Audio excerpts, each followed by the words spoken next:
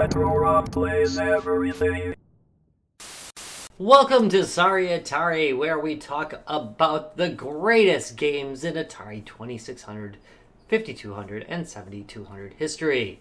By we mean me and the voices in my head, and by best we mean kind of mediocre. This week we're going to talk about another US Games game. This is back from 1982, and it is called M.A.D, or Mutually Assured Destruction, which was a premise upon which the United States and Soviet Union at the time lived, which said basically if we stockpiled enough weapons, we would both be able to destroy each other utterly with them, and so we would never do it. And that's kind of a crazy way of looking at things, so M.A.D. This bases it on that idea. Of course, it moves it into space and makes it kind of weird. This is a lot like a game called Commando Raid by the same company, by the way. It's got like a base in the center where you turn left and right. It is absolutely not a genre that works well on the Atari 2600 because it had digital joysticks. It works way better with analog controls like on the Apple II.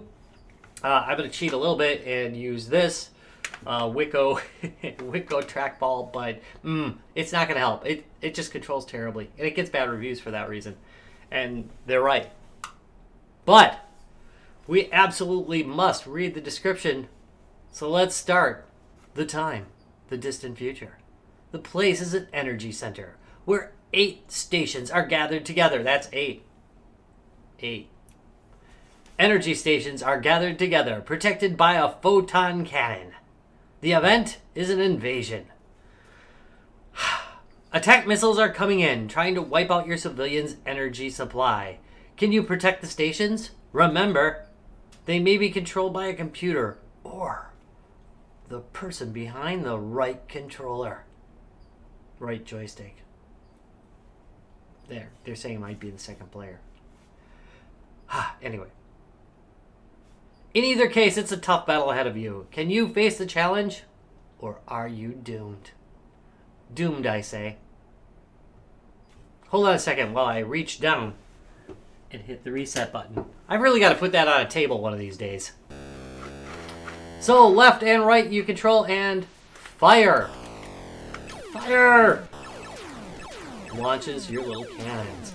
So one of the problems with doing this game, this type of game on the Atari 2600, I'm choking.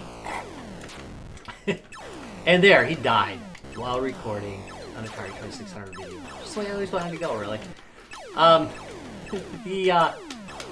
The real problem with this is that it's digital, so what they do is they make this kind of jump every so far, and it just doesn't work. You're constantly missing the target you want to hit, and it's because you can't really steer.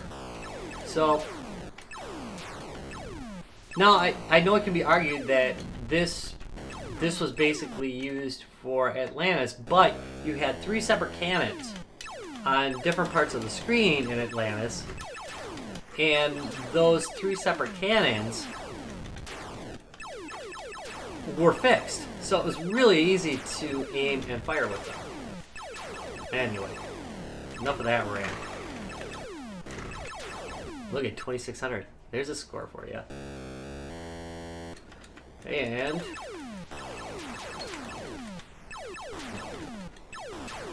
don't move half the time. That's the best option.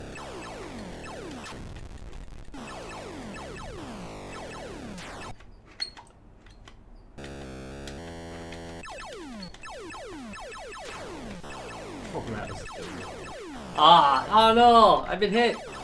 Well, I'm about out of cities now, or I'm sorry, power plants, or whatever the heck those things are supposed to be. And that's it. Game over. And I'm going to tell you what, I'm not going to play another round. So how do I feel about this one? Well, I got to tell you, Commando Raid's actually a better game than this, and I didn't think that much of Commando Raid. But that said, if you really like this style of game, definitely check out the wonderful Atlantis, which is just a great example of how this game can be done. on the Atari 2600, or check out Missile Command, which is also really quite good. But anyway, if you see it for a buck, I mean, sure, it's well worth playing. It's got some nice colors to it. The graphics aren't too bad, but it's a bit samey, a bit boring, and hard to control. Yeah, kind of a thumbs down situation is what we're looking at here. Anyway, thank you very much for watching this video. If you enjoyed it, do me a favor, give me a thumbs up and subscribe for more. And I will see you in a couple days. Bye.